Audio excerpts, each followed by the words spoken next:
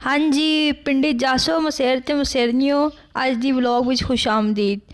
ये पिछी मैं व्लॉग पटवारी जुबान विच बनाई ते तुसां उसां बहुत पसंद कीता है। ये राजा बाज़ार दा अज असीं तुसां टूर कराने आ। ये असीं कल राजा बाज़ार गए सां ते लोग ते आखिर विच जूस या चाट खांदे न ते असीं जांदे सारी जड़ा जूस पीता क्योंकि थोड़ी थोड़ी जी गर्मी लग रही सी ज़्यादा चलन नाल। उंज ते सर्दियां दा मौसम चल रहा लेकिन थोड़ा जी मसला हो रहा सी ते असां आख्या पहले जूस दा एक जड़ा गिलास छिक्कीए।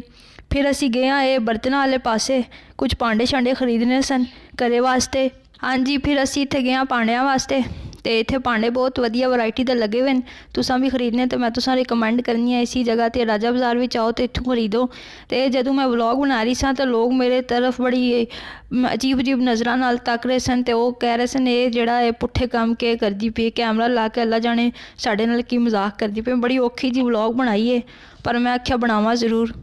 तो एक जगह मैंने चंगी लगी, रश ज़्यादा आया लेकिन भांडियां दी वैरायटी वधिया सी पर ये दुकानदार बड़े जड़े भैड़े सन। इन्हां विचों कुछ बहुत चंगे भी सन लेकिन ये असां कप खरीदे ते उस कप विचों 6 कप जड़े टुटे हुए निकले, थोड़े थोड़े नालों भज्जे ते 6 जड़े सलामत बचे। इन्हां पैकिंग विच हेरा फेरी कर छोड़ी साडे नाल। ते हुण इतने दूर किस तरह जाइए मोड़न वास्ते, ये बड़ी माड़ी गल है। चंगा भला तुसी जड़ा हलाल दा काम कर रहे हो तो उस विच आराम लड़ाना ज़रूरी है। क्यों जड़ा अपने चंगे भले हलाल काम आराम करन बैठे हुए हो, खुदा दा खौफ खाओ। तो कप असन खरीदे सन, कप मन बड़े सोहने लगे सन मल्टी कलर दे। तो लेकिन चलो कोई नहीं, 6 बज गए, 6 भजे हुए निकले विचों तो खैर है, चलो साडा तो नहीं तुसें ही जवाब देना पौसी। फिर असी ये बैडशीटां खरीदने वास्ते गए हाँ तो ये बड़ी मतलब दुकान वाले बड़े चंगे सन, इन्हें बड़े अच्छे कोऑपरेट किया साढ़े नाल, अच्छी अच्छी वैरायटी दी दिखाईयां ते आखिर विच जड़ी ये पसंद आईयां ने। तक लोग कितनी सोहणियां चादरां लगियां हुई तो असां पहला थोड़ी जी चादरां वेखियां, फिर असां फाइनली जड़ी ये ग्रीन वाली चादरां ते ये थोड़ी पर्पल ते ब्लू वाली खरीद गिदियां। ये जड़ियां ये ग्रीन वाली जड़ी सामने पियां हुई ये 4 कीदियां ते नाल ये पर्पल 2 कीदियां ते ये जड़ी ब्लू हैं ये भी 2 कीदियां। तो तुसा मैं भी रिकमेंड करसा तो इसी शॉप तो चादरां लियो, इत्थे बहुत अच्छी मल्टी कलर की नवी वैरायटी पई हुई है। तो साड़ा बहुत अच्छा चादरां खरीदने का एक्सपीरियंस रहा है। तो जड़ी असां फाइनल कीतियां ओह ऐ वेखन मैं तका रही हूँ तुसां, ये 4 कीतियां ते 2 पर्पल ते 2 ब्लू कीतियां। तो ये माशाल्लाह सारियां नूं बहुत पसंद आई है तो बहुत सोहनी लगती पई है बेडे ते डा के, सारी सिंगल बैड की चादरां वन।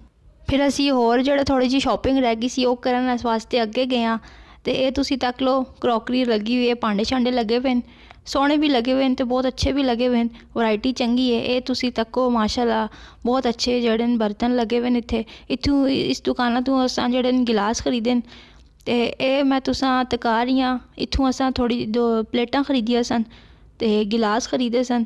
तो ये शॉप भी बहुत चंगी सी। इस शॉप दी विच जड़ा समान सी वो बहुत साफ सुथरा वधिया किस्म दा सी ते असां बहुत पसंद भी आया है तो असां बहुत जड़ी ने चंगी लगी है दुकान।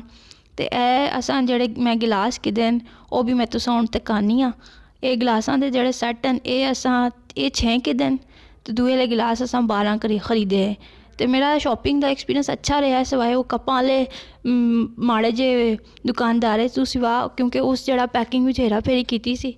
तो राजा बाज़ार भी शॉपिंग करन लोग दूरों दूरों आते हैं, इसकी वजह कि इत्थे बहुत सारा वैरायटी होंदी है तो माल भी जड़ा मुनासिब दाम ते लभ जाता है।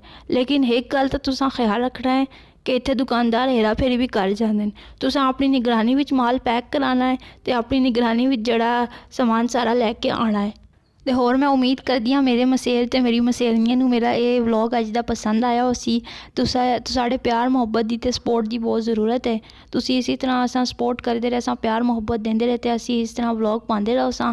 तो बहुत शुक्रिया, साढ़े चैनल नूं सबसक्राइब करो तो होर लोकां नाल भी शेयर करो। साडी मसेरनी नूं इजाज़त दिओ, अल्लाह हाफिज़।